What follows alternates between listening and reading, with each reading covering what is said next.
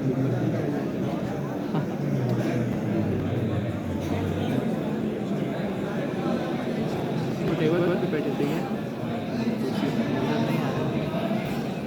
لله على إحسانه والشكر له على توفيقه وامتنانه وصلى الله وسلم على خاتم النبيين وإمام المرسلين سيدنا محمد بن عبد الله الأمين وعلى آله الطيبين وأصحابه الغر الميامين ما اتصلت عين بنظر ووعت أذن بخبر وسلم تسليما كثيرا كثيرا أما بعد فأعوذ بالله من الشيطان الرجيم بسم الله الرحمن الرحيم ولكن كونوا ربانيين بما كنتم تعلمون الكتاب وبما كنتم تدرسون صدق الله العظيم. عزیز طلبہ، یہ میرے لیے بڑی سعادت کی بات ہے کہ اللہ رب العالمین نے مجھے یہ توفیق دی اور یہ نعمت دی کہ میں آج دارالعلوم ندوۃ العلماء کی مسجد میں اپنے اساتذہ کرام کی موجودگی میں آپ حضرات سے مخاطب ہوں. یہ میرے لیے بالکل بھی مناسب نہیں تھا کہ میرے اساتذہ کرام نیچے تشریف فرما ہوں اور میں کرسی پر بیٹھے رہوں، اور نہ ہی میں اس بات کی زیادہ جرأت کر سکتا ہوں کہ اپنے اساتذہ کرام کی موجودگی میں بہت زیادہ لبخشائی کروں.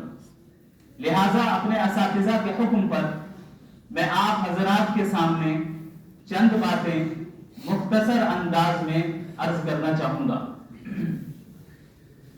جو آیت کریمہ میں نے ابھی آپ کے سامنے پڑھی، یہ آیت ایک ایسی آیت ہے جس کے متعلق حضرت مولانا ابو الحسن علی الحسنی الندوی رحمۃ اللہ علیہ نے فرمایا کہ یہ آیت در حقیقت مستقل ایک معجزہ ہے.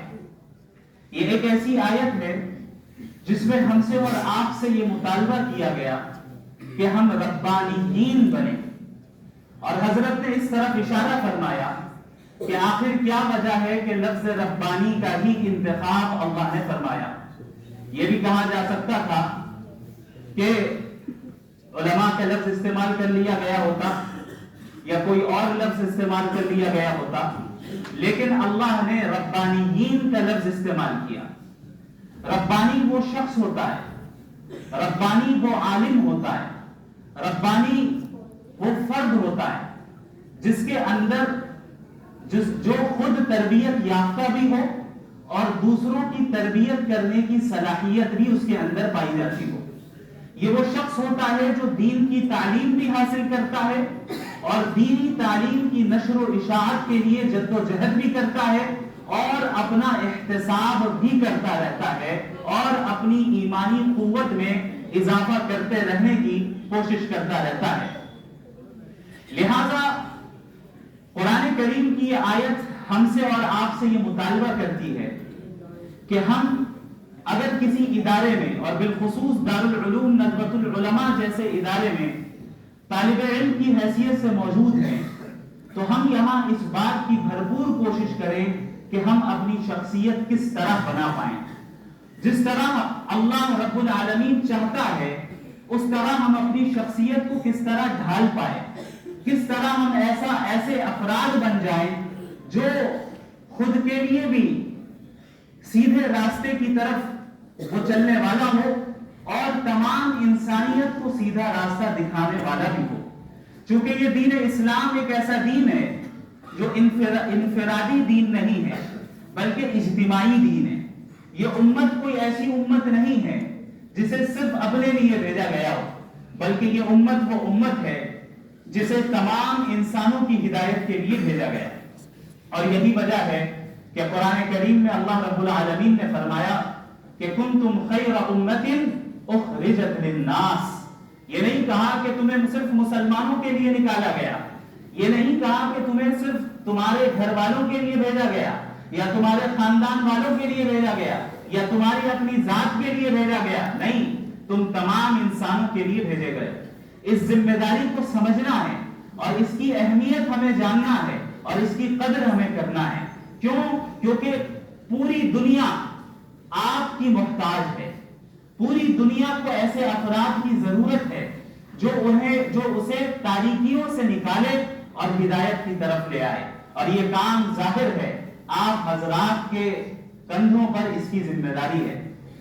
اللہ رب العالمین کا فضل ہے کہ آپ حضرات اس ادارے میں پڑھتے ہیں، اور میں سمجھتا ہوں کہ میرے لیے میرے والدین کا جو سب سے اہم اور سب سے صحیح فیصلہ رہا اور سب سے صحیح ڈیسیژن رہا، وہ فیصلہ یہ تھا کہ انہوں نے میرا داخلہ دارالعلوم ندوۃ العلماء میں کروایا. دارالعلوم ندوۃ العلماء کسی عام مدرسے کی طرح ایک مدرسہ نہیں ہے، بلکہ یہ ایک فکر ہے، ایک مشن ہے، ایک مقصد ہے اور ایک منہج ہے جس کو اختیار کر کے ہم موجودہ زمانے میں حالات کے تقاضوں کا لحاظ رکھتے ہوئے پوری امت بلکہ پوری انسانیت کی صحیح رہنمائی کر سکتے ہیں. دارالعلوم ندوۃ العلماء ہی دراصل سبب ہے ان تمام ٹوٹی پھوٹی صلاحیتوں کا جو اس وقت میرے پاس جو مجھے اللہ نے عطا کی ہیں. دارالعلوم ندوۃ العلماء نے در حقیقت مجھے بولنے کا سلیقہ دیا. ندوۃ العلماء نے در حقیقت لباس پہننے کا سلیقہ دیا. ندوۃ العلماء نے مجھے لوگوں سے گفتگو کرنے کا سلیقہ دیا. ندوۃ العلماء نے مسلمانوں کے ساتھ تعامل کرنے کا سلیقہ دیا. ندوۃ العلماء نے غیر مسلموں کے ساتھ اچھے اخلاق سے پیش آنے کا سلیقہ دیا. ندوۃ العلماء نے اسلام کی حقانیت کو جدید انداز میں پیش کرنے کی صلاحیت اور جدید انداز میں پیش کرنے کا سلیقہ دیا. ندوۃ العلماء نے تفقہ فی الدین کی اہمیت سکھائی. ندوۃ العلماء نے اپنے بڑوں کی قدر کرنا سکھایا. ندوۃ العلماء نے اپنے والدین کی اطاعت کرنا سکھایا. ندوۃ العلماء نے قرآن کریم کو غور و فکر کے ساتھ پڑھنے اور سمجھنے کا سلیقہ عطا کیا. ندوۃ العلماء نے احادیث کے ساتھ مشغول رہنے کا سلیقہ سکھایا. ندوۃ العلماء نے یہ بتایا کہ تم صرف دیندار نہیں بلکہ باشعور دیندار ہو. ندوہ صرف دینداری کا نام نہیں ہے، ندوہ انسان کے اندر شعور کو پیدا کرتا ہے، ایک ایسا شعور پیدا کرتا ہے جس شعور کی اس امت کو ضرورت ہے، اور اس امت کے ہر فرد کو اس شعور کو اختیار کرنا ضروری ہے. حضرت مولانا ابو الحسن علی الحسنی الندوی رحمت اللہ علیہ نے فرمایا کہ یہ کافی نہیں ہے کہ ہم اور آپ صرف دل سے مومن بنیں، بلکہ دماغ کا مومن ہونا بھی ضروری ہے. صرف دل کا مومن ہونا کافی نہیں ہے کہ آپ جذبات میں آئیں اور جذباتی انداز میں بات کریں اور جذباتی انداز میں دین کی اشاعت کریں اور صرف جذباتیت کا ہی مظاہرہ کریں، بلکہ ضروری یہ بھی ہے کہ ہم اور آپ عقلی طور پر اور انٹلیکچوئل سطح پر باشعور ہوں. میں بغیر کسی فخر کے تحدیث بالنعمت کے طور پر اور اس کمال کی نسبت اللہ رب العالمین کی طرف کرتے ہوئے اور اس کے بعد اپنے اساتذہ کی محنتوں کی طرف کرتے ہوئے میں یہ عرض کرنا چاہتا ہوں کہ ابھی جو مناظرہ ہوا اس مناظرے کی ویڈیوز میں آپ نے کمنٹس پڑھے ہوں گے، آپ نے لوگوں کے تاثرات دیکھے ہوں گے اور سنے ہوں گے. ابھی میں دلی کے ایئرپورٹ میں تھا، وہاں پر چند غیر مسلمان میرے پاس آئے اور انہوں نے کہا کہ ہمیں بڑی خوشی ہوئی کہ آپ نے مذہب کا مقدمہ رکھا اور اس انداز میں رکھا کہ ہمیں تعجب ہوا کہ کوئی مدرسے کا اسٹوڈنٹ بھی اس طریقے سے بات کر سکتا ہے. آپ ناراض نہیں ہوئے، آپ نے اس شخص کی شخصیت کا خیال رکھا، آپ نے ان کا احترام کیا. میں بغیر کسی مبالغے کے یہ کہتا ہوں کہ یہ سلیقہ مجھے ندوۃ العلماء نے عطا کیا. یہ سلیقہ مجھے میرے اساتذہ کرام نے سکھایا. یہ وہ سلیقہ ہے جو مجھے ان حضرات کی جوتیاں سیدھی کرنے کی برکت اور نتیجے میں حاصل ہوا. یہ وہ سلیقہ ہے جسے اللہ نے اپنے فضل سے عطا کیا، باوجود اس کے کہ میں اس کا اہل نہیں تھا اور اس کے لیے میں غیر مستحق تھا. ذالک فضل اللہ یؤتیہ من یشاء واللہ ذو الفضل العظیم. میں جب ندوۃ العلماء میں آیا تو چند اہم چیزیں میں آپ کے ساتھ شیئر کرنا چاہتا ہوں، اور یہ بھی صرف اس لیے کہ آپ کو ترغیب ملے کہ آپ کو اس ادارے میں رہ کر کس طرح دین کا کام کرنا ہے اور دین کو سیکھنا ہے۔ میں ایک ایسے گھرانے سے تعلق رکھتا ہوں جہاں الحمدللہ مالی حالات بھی مستحکم ہیں اور اسٹیبل ہیں، اور میرا جو لائف اسٹائل رہا ندوۃ العلماء میں آنے سے پہلے وہ مدرسے کے لائف اسٹائل سے بہت مختلف تھا۔ جب میں نے ندوۃ العلماء میں داخلہ لیا تو مجھے یہاں پر بہت سی پریشانیوں کا سامنا کرنا پڑا۔ مثال کے طور پر لکھنؤ کی گرمی سے کون واقف نہیں ہے، اور میں اس بات کا عادی تھا کہ دن کا اکثر حصہ میں ایئر کنڈیشن روم میں گزارتا تھا۔ یہاں صورتحال میرے لیے اتنی سخت ہو گئی تھی کہ بسا اوقات اس شدید گرمی میں، ابھی مجھے نہیں معلوم کہ اس کیمپس کے انفراسٹرکچر کا کیا، اس کی کیا صورتحال ہے، اس وقت وہاں جو ایک مارکیٹ ہے، مارکیٹ کہتے ہیں اسے، اس کے قریب ایک اے ٹی ایم ہوا کرتا تھا، ابھی بھی اس اے ٹی ایم میں ایئر کنڈیشن بھی تھا، ابھی بھی ہے۔ تو جب مجھے شدید گرمی لگتی اور برداشت کے باہر یہ گرمی ہو جایا کرتی، میں 5 منٹ کے لیے اے ٹی ایم میں چلا جایا کرتا تھا کہ کم از کم کچھ سردی مل جائے، اور یہ میرے لیے اس کا تحمل بہت مشکل تھا۔ میں جب یہاں پر موجود تھا، یہاں کا کھانا مجھے سوٹ نہیں کرتا تھا، میں کینٹین سے خریدتا، کبھی باہر سے منگاتا، کوئی کھانا مجھے سوٹ نہیں کرتا۔ پھر ایسی صورتحال آئی کہ ہمارے ذاکر کینٹین میں اور ایک اور جو کینٹین ہے وہاں پر صرف بن اور آملیٹ کھاتا تھا میں، بریک فاسٹ میں بھی، ناشتے میں بھی، لنچ میں بھی اور ڈنر میں بھی۔ اور چونکہ گھر میں عادی تھا کہ ایسا پانی پیوں جو فلٹرڈ ہو، تو اس ناحیے سے بھی بڑی دشواریوں کا سامنا کرنا پڑا۔ بسا اوقات ایسا وقت بھی آیا کہ میں مجبوراً صرف گلے کی خشکی کو، یعنی گلے کو تر کرنے کے لیے چند قطرے صرف ڈال دیا کرتا تھا کہ کم از کم گلا تر ہو جائے، لیکن میں اسے پی بھی نہیں پا رہا۔ یہ بتانے کا مقصد یہ ہے کہ یہ مرحلہ میرے لیے آسان نہیں تھا اور بہت مشکل تھا، یہاں تک کہ میں آپ کہہ سکتے ہیں کہ شیطانی وسوسوں میں مبتلا ہو کر اس نتیجے تک پہنچ چکا تھا کہ شاید اب میں اپنی تعلیم کو جاری نہ رکھ پاؤں اور واپس چلا جاؤں۔ میں نے اپنے والد محترم سے بات کی، اور مجھے یاد ہے کہ اس وقت جب میں نے بتایا کہ میں نہیں رہ پا رہا، مجھ سے نہیں ہو پائے گا، یہ میری طاقت کے باہر کی چیز ہے، مجھے واپس آنا ہے، میرے والد صاحب حفظہ اللہ تعالی بہت زور سے رونے لگے، بہت زور سے، اور میں گھبرا گیا ان کی آواز سن کر، اور انہوں نے یہ کہا کہ بیٹا اگر آج پیچھے ہٹ گئے تو آگے نہیں بڑھ پاؤ گے۔ یہ وہ جملہ تھا جو آج تک میرے کانوں میں گونجتا ہے، اور یہ وہ جملہ تھا جس نے مجھے تیار کر دیا کہ اس دین کی خدمت کے لیے اور اس دین کی تعلیم حاصل کرنے کے لیے انشاءاللہ تعالی اب میں آخری حد تک جاؤں گا۔ اس کے بعد اللہ رب العالمین جزائے خیر دے میرے تمام اساتذہ کرام کو جو اس ادارے میں موجود ہیں، بعض اس دنیا سے رخصت ہو گئے، اللہ ان کی قبروں کو منور فرمائے، اور جو موجود ہیں اللہ ان کی عمر میں صحت اور ایمان کے ساتھ، عافیت کے ساتھ برکت عطا فرمائے۔ ان حضرات نے بالکل اس طرح معاملہ کیا جس طرح گھر میں والد معاملہ کرتا ہے، اتنی شفقت کے ساتھ پیش آتے تھے اور اتنی توجہ دیتے تھے کہ مجھے اس بات کی قدر ہوئی کہ بھئی میں جس ادارے میں رہتا ہوں یہ ادارہ کوئی معمولی ادارہ نہیں ہے، بلکہ یہ ادارہ ایک مقصد کے تحت بنا ہے۔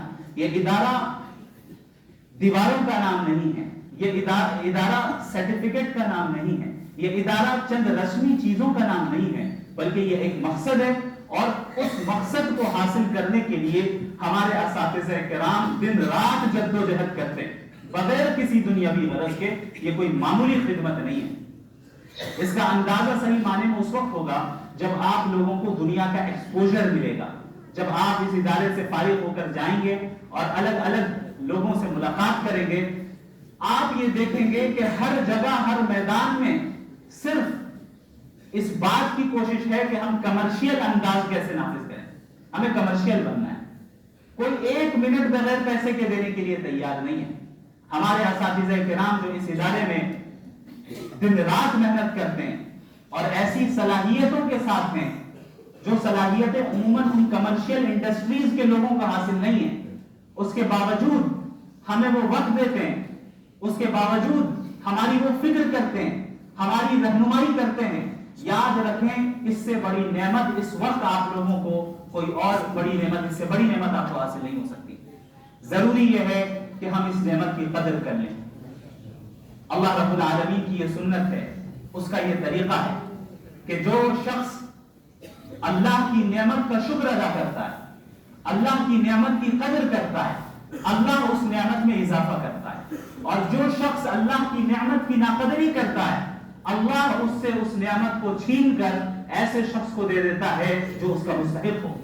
لہذا اس بات کا عزم کر لیں کہ ہم جس قیمتی ایام سے گزر رہے ہیں، ہم جس مرحلے سے گزر رہے ہیں، اس کی ہم بھرپور قدر کریں گے، ناشکری نہیں کریں گے، اس سے ہم استفادہ کریں گے، اور ٹھیک ٹھیک جو ہے جس انداز میں ہمیں فائدہ حاصل کرنا چاہیے وہ کریں گے۔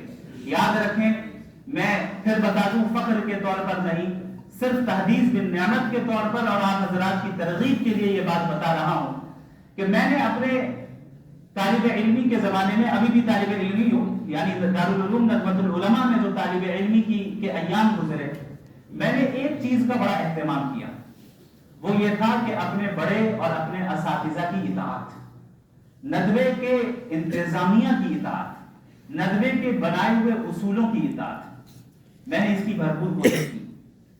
یہاں تک کہ الحمدللہ کئی مہینے گزر جاتے تھے، کسی ایک گھنٹے میں بھی غیر حاضری میں نہیں کرتا تھا، اور صرف اس نیت سے کہ کہیں ایسا نہ ہو کہ ایک گھنٹہ بھی اگر چھوٹ جائے تو اس کی برکت ختم نہ ہو۔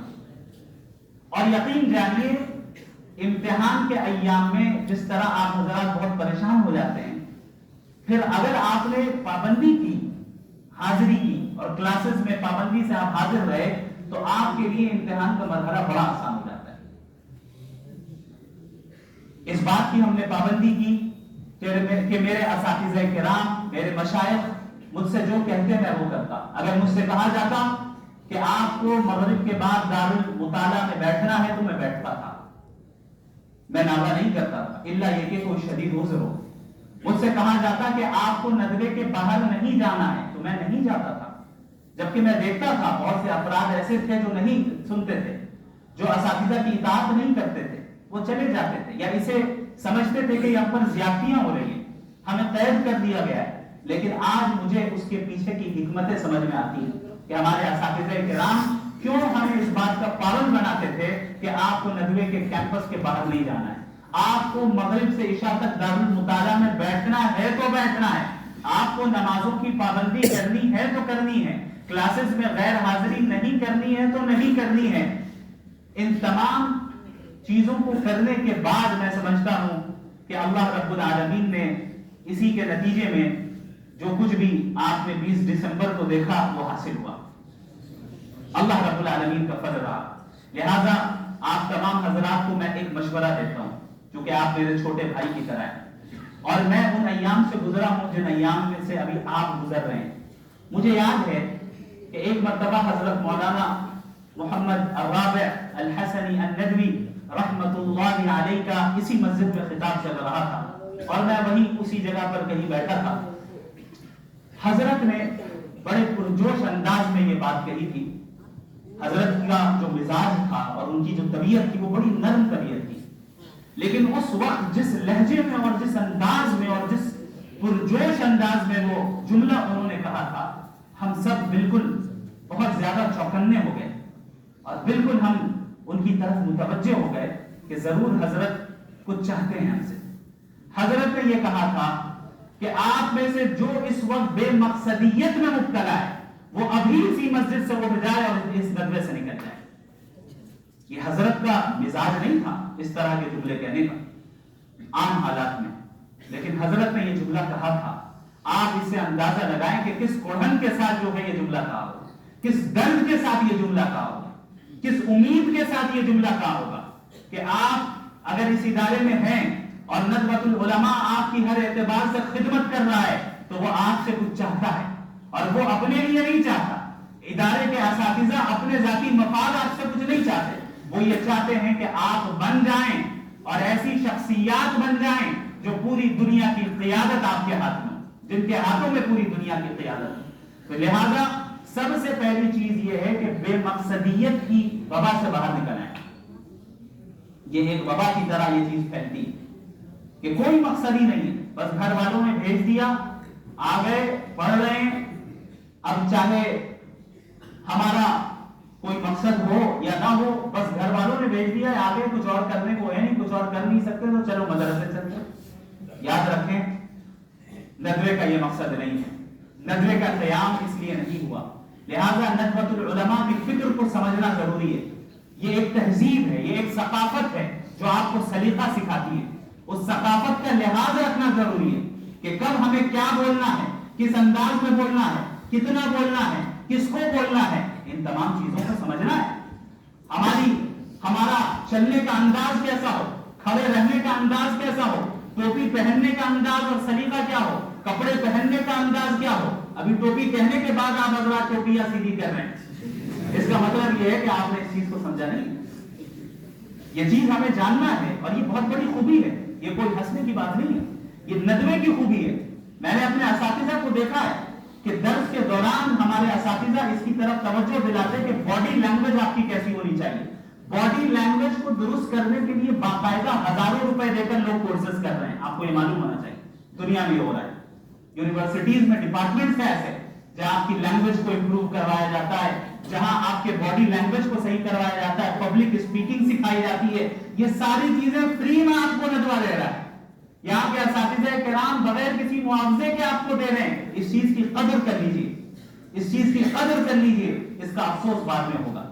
دوسری چیز جو طالب علمی کے زمانے میں جس کا سامنا میں نے کیا اور میں نے محسوس کیا کہ یہ بہت مضر ہے، یہ میں آپ کو بتا دوں کہ یہاں اپنے کام سے کام رکھیں، زیادہ دوستی کے چکر میں نہ پڑیں.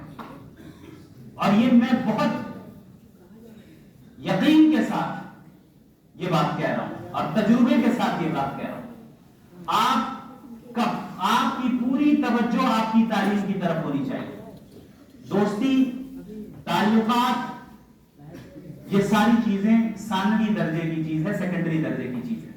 اگر دوستی، تعلقات آپ کی تعلیم میں تعلیم کو متاثر کر رہے ہیں تو یاد رکھیں اب آپ غلط ٹریک پر آ گئے.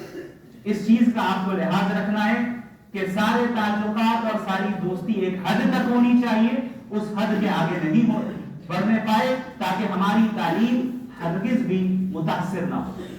تیسری چیز ندوۃ العلماء اور اپنے ادارے کے انتظامیہ کا ساتھ دینا، یہ بہت اہم کام ہے.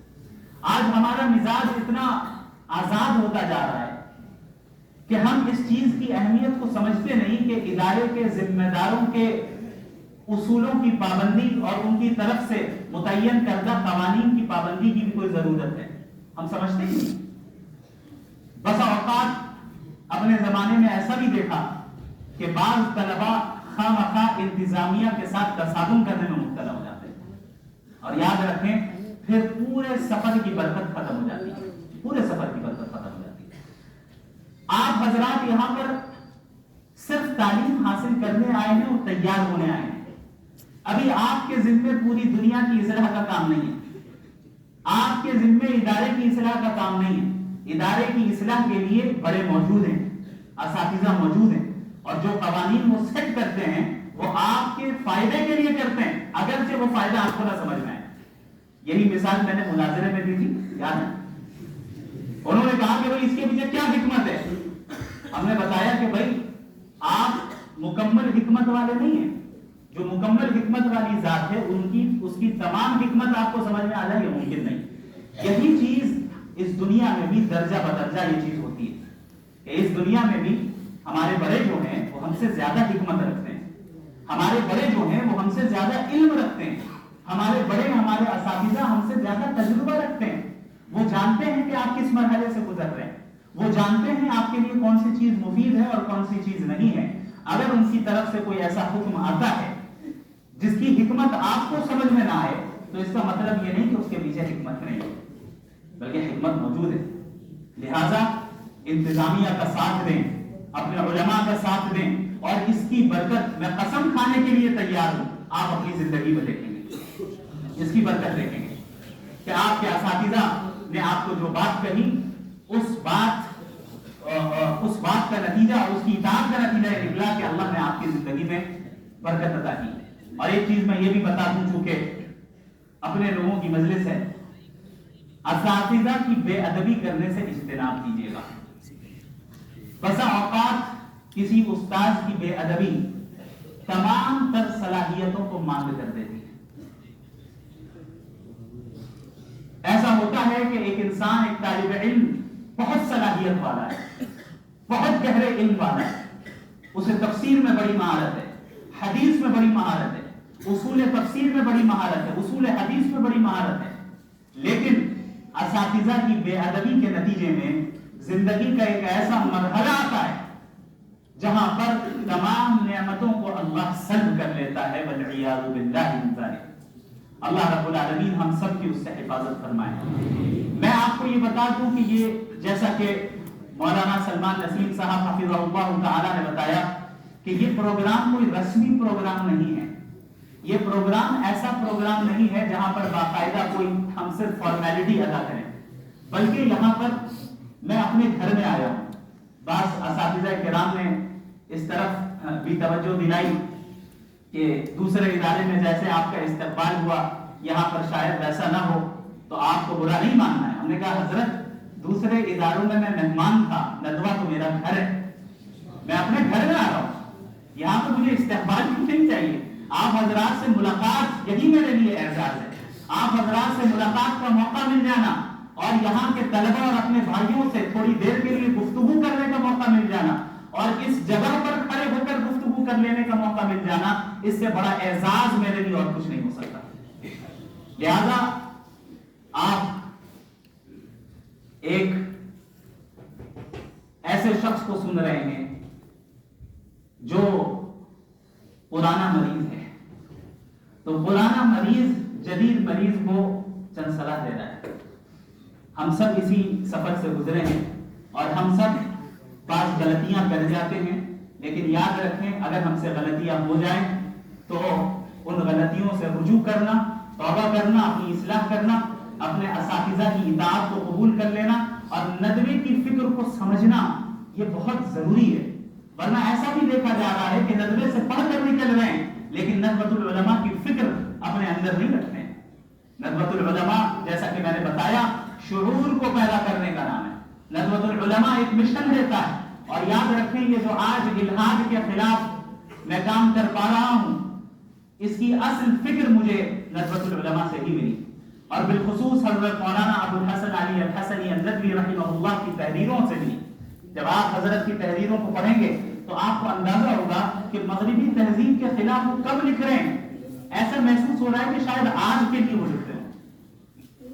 انہوں نے ہی فرمایا کہ مجھے یقین ہے کہ اگر آج ابو حنیفہ، امام مالک، امام شافعی، احمد بن حنبل رحمہم اللہ اجمعین بھی زندہ ہوتے تو شاید تھوڑی دیر کے لیے فقہ کی تدوین کو بھی روک دیتے اور الحاد جدید اور مغربی تہذیب کے مقابلے میں لے جاتے۔